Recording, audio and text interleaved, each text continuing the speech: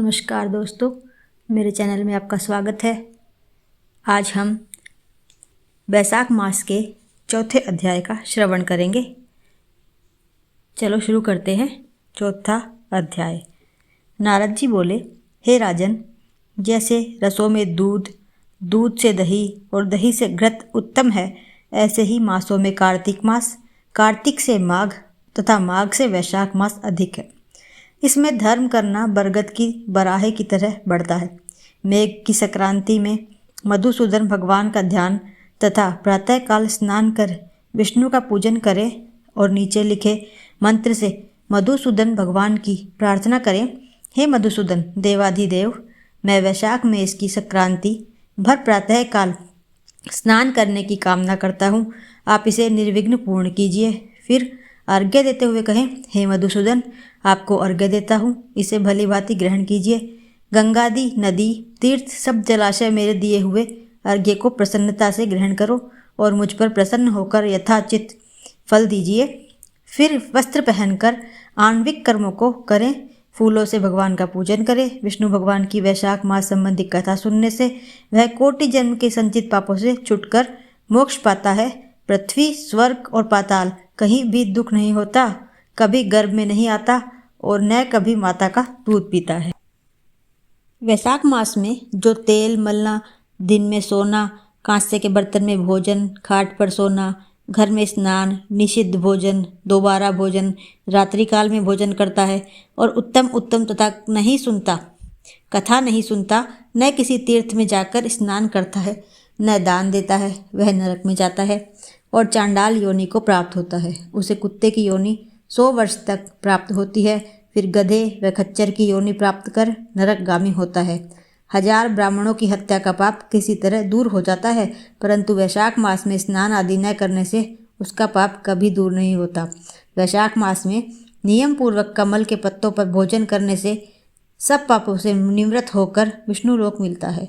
वैशाख मास में दोपहर के समय मार्ग चलकर अपने घर पर आए हुए या थके हुए ब्राह्मणों को भोजन, सुंदर आसन देकर जो उनके चरणों को दबाता है और चरणोदक को अपने मस्तक पर छिड़कता है, उसके सब बंधन कट जाते हैं। उसे गंगादि संपूर्ण तीर्थों में स्नान करने के बराबर फल निश्चय ही मिलता है।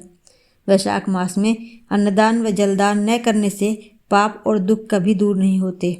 प्रातःकाल सूर्योदय होने पर सागर से मिलने वाली सप्तगंगा, जाह्नवी, वृद्धगंगा, कालिंदी, सरस्वती, कावेरी, नर्मदा और वेणी में स्नान करके विष्णु भगवान में मन लगाने से 7 जन्म के संचित पाप शीघ्र नष्ट हो जाते हैं।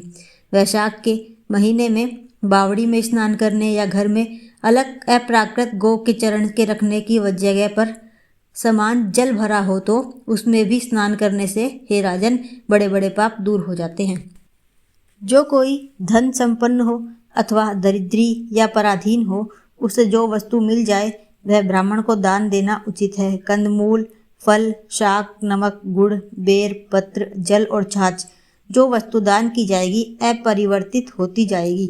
दान न करने से दरिद्रता आती है, दरिद्री होने से पाप किया जाता है, पाप करने से नरक मिलता है। इसलिए सुख की इच्छा करने वाले को अवश्य दान करना चाहिए। कोई बड़ा मकान अच्छा सुंदर और सब सामग्रियों से शोभायमान हो, मगर उस पर छत न हो तो शोभा नहीं पाता। जैसा दया न होने पर सब गुण वृथा है। जैसे उत्तम शाक भी बिना नमक के स्वादिष्ट नहीं लगता।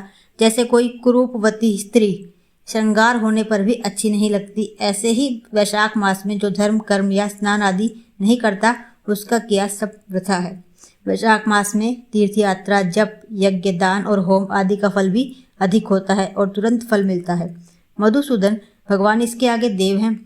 जिसने किसी प्रकार भी वैशाख मास में मधुसूदन भगवान का पूजन नहीं किया, वह मूढ़ बुद्धि सूकर की योनि पाता है। जो तुलसी दल से वैशाख मास में मधुसूदन भगवान की पूजा करता है, वह सार्वभौम राजा हो कोटि जन्म तक अनेक सुख भोगता है और फिर अपने करोड़ कुलों को लेकर विष्णु की सायुज्य मुक्ति को पाता है। यहाँ पर चौथा अध्याय समाप्त होता है। राधे राधे।